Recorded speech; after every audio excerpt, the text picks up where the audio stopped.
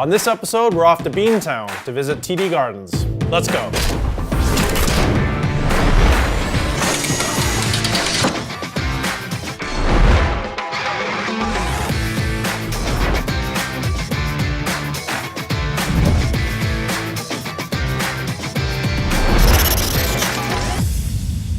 Hey there, I'd like to welcome you to Rinks Around the League.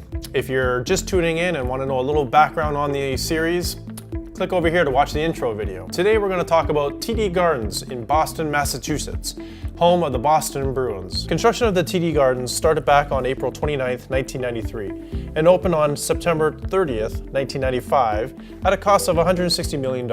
Delaware North secured funding via a $120 million loan from 3 different entities paid by using city bonds, and is currently owned by Delaware North Corporation. It was constructed right beside the original Boston Gardens.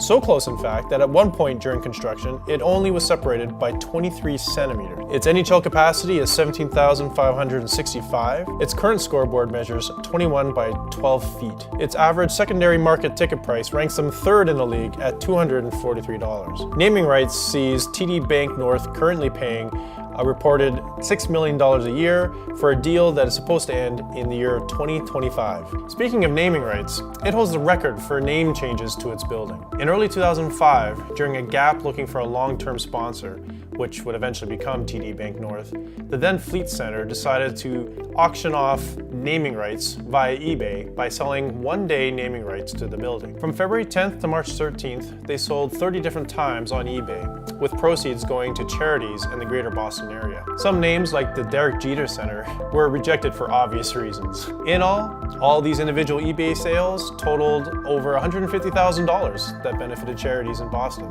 Including its present name, that means TD Gardens has changed names 33 times. Now, like Madison Square Gardens in New York, TD Gardens in Boston sits on top of a major transit hub in Boston. It has the Sports Museum, which has exhibits from various sports teams in the area, from the Bruins, the Red Sox, the Celtics, and the New England Patriots. And outside, it has a bronze statue of Bobby Orr's flying celebration on the goal. Things I like about the TD Gardens is, for an original 6 franchise, this building matches the Boston Bruins. The city of Boston is such a historic city, and Boston Bruins fans live up to the reputation as the big bad Bruins. The immediate thing that stands out is the history of the team inside its relatively new arena. The banners that hang from the roof are iconic, old, and speak to the team's history. The black and gold checkered seats of the bowl adds to its charm and boldly proclaims that this facility is made for hockey. Even though they share the facility with the legendary Boston Celtics of the NBA, make no mistake, this is meant for Bruins hockey.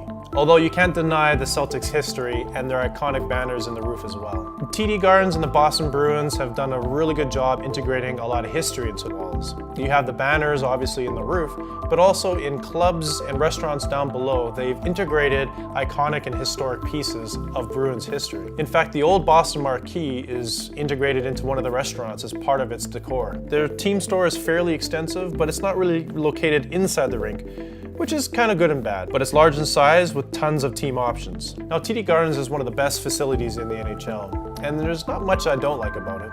Although, because it's on such a small footprint inside the city of Boston, it does feel a little tight.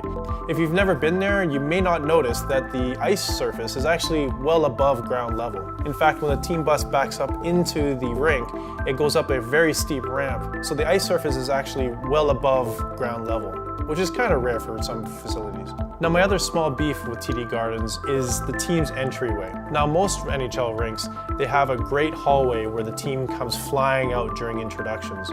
The Bruins have to kind of do this zigzag pattern coming out of their room. While it's a tiny beef, it just doesn't make for a very dramatic entrance for the team when they hit the ice. TD Gardens is one of those few rinks in the league that does a really good job merging the physical building with the history of the franchise that it hosts. Well, that about does it. On the next episode, we're heading to Buffalo, New York, to KeyBank Arena, home of the Buffalo Sabres. And as always, if you want to support me and follow along, head to social media on Twitter and Instagram at _theRinks, Facebook at @theRinks, and if you're watching this on YouTube, hit subscribe. And don't forget to hit that bell to remind you of future episodes. Thanks for watching, and we'll see you next time.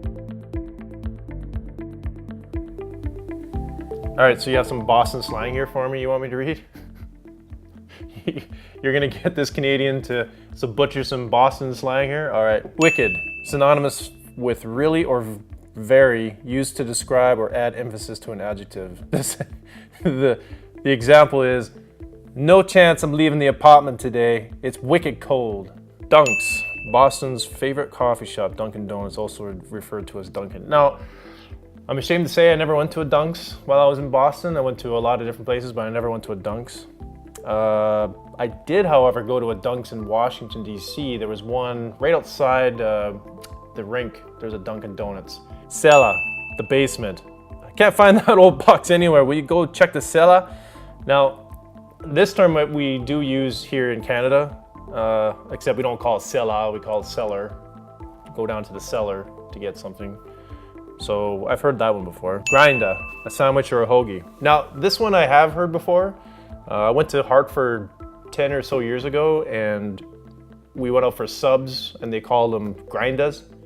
Now, we call them subs here, sub sandwiches. Hoagie sandwiches in gas stations used to be like in these plastic pre-made like ham and cheese hoagies.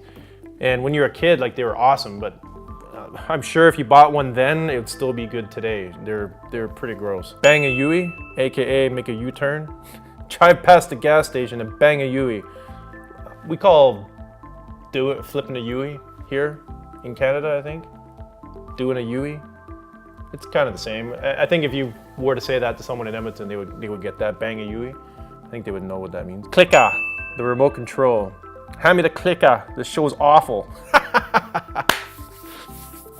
Oh man, that's what everybody's doing in this show right now. See, we use this too. When I was a kid growing up, the remote control with the TV, we used to be like these actually pretty decent sized remote controls, and it actually clicked. It actually clicked, that's why we call it the clicker. Well, Mark Wahlberg, if you're watching, I hope you're enjoying your dunks. Might as well grab the clicker, because this show's wicked awful.